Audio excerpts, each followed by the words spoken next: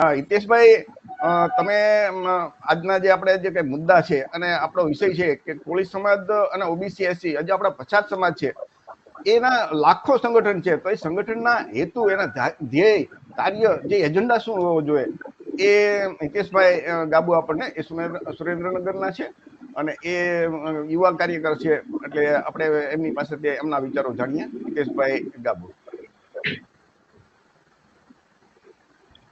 જો હેતુ માટે તો આપણે જોઈએ તો ઘણી બધી સેનાઓ અત્યારે બને છે. તમે જોયું તો એસસી ઓબીસી માં કે આપણે ઠાકોર સમાજમાં, કોળી સમાજમાં જે પણ સેનાઓ બને ને, છેલ્લી ઘડે કોઈક ને કોઈ પાર્ટી સાથે જોડી જતી હોય છે. એટલે એની માટે આપણે જે વસ્તી ગણતરી પ્રમાણે સેનાઓ જે બને, જો શિવાજી સેના છે, કોળી સેના છે, ઠાકોર સેના છે, એનો મુખ્ય હેતુ કોઈ હોતો જ નથી છેલ્લે સુધી. છેલ્લે કોઈ પાર્ટીને સમર્થન કરી જતા હોય છે. એની માટે કોઈ જયારે કોઈ પણ લોકો આમાં જોડે નથી, પેલા એનો હેતુ નક્કી હોવો જોઈએ કે આગળ આપણે શું કરવાનું છે. લોકો ભોળા લોકો એમાં જોડે જતા હોય છે અને પછી પાર્ટી સાથે જોડે જતા હોય છે. એમના અમુક અમુક કાર્યો જોતા જોડે જતા હોય છે. એ સમૂહ લગ્ન કરાવતા હોય, કર્મચારીનું સન્માન કરાવતા હોય, આવા આવા સારા સારા કામો દેખાડી અને જોડે જતા હોય છે. હિતેશભાઈ, સમાજના નામે સંગઠન બનાવી, એના સંમેલન બોલાવે અને આ જે બ્રાહ્મણવાણી જે રાજકીય પાર્ટીઓ છે એને સમર્થન ખુલ્લું આપે, તો એ હોવું જોઈએ કે ના હોવું જોઈએ?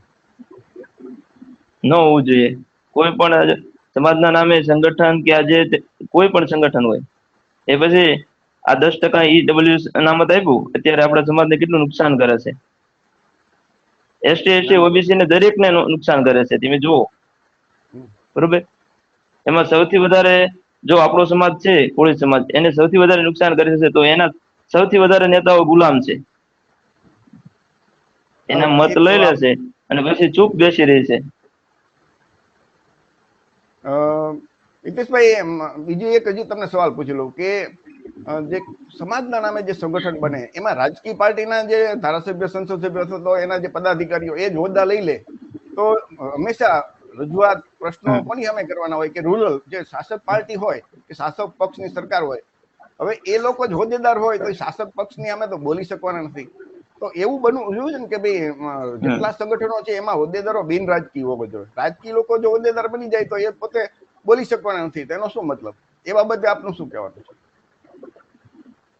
જો શિક્ષણ ધામ હોય કે કોઈ પણ વસ્તુ હોય, એ બિન રાજકીય હોવી જોઈએ. પણ આ રાજકીય વસ્તુ રાખે. જો અખિલ ભારતીય સંગઠન કે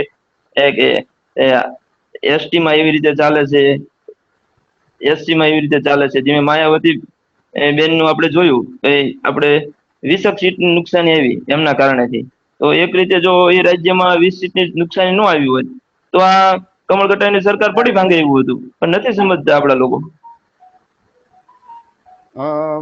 ખૂબ ખૂબ આભાર